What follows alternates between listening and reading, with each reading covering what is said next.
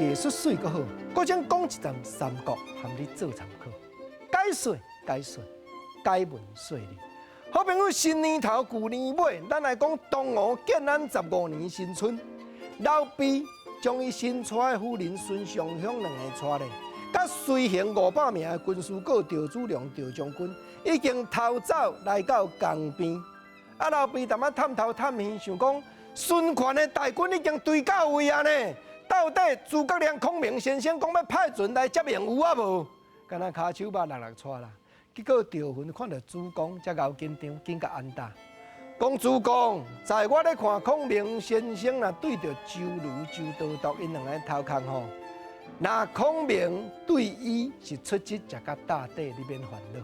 国情啊，啥物咧讲俗语、解文说理，讲甲咧讲跋筊的话，无要紧啦，有的朋友听有，咱就听有。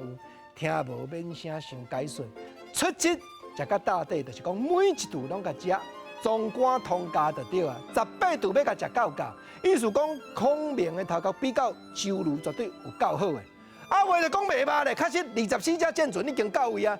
老毕将因牵手带来，连赵子龙连随行500名兵士上船，结果周瑜的兵马队来到位，孙权的兵马队来到位，诸葛亮徛伫咧船顶。开始耶咧，讲周公瑾，你遮好意献美人，是来阮主公要甲你接也歹势，要甲你提时又失咧。好，周瑜伫咧岸边，甲着吴hiệu两个，所有东吴遮的将领看到老毕上船尔，规个足牙狂，骹手肉落带的时阵，孔明搁再交代，讲将军士听令，讲安怎样？孔明即时就下令，军师喊声请国明，喊两句世间有名的、足出名的三国内底二句，讲周龙妙计安天下，背了夫人又折兵。周瑜啊，周瑜要怪阮主公去带恁小姐、带恁君主，结果无效啦。即摆君主互阮带转来啊，背了夫人又折兵，毋则有诗为证，讲周瑜妙计安天下。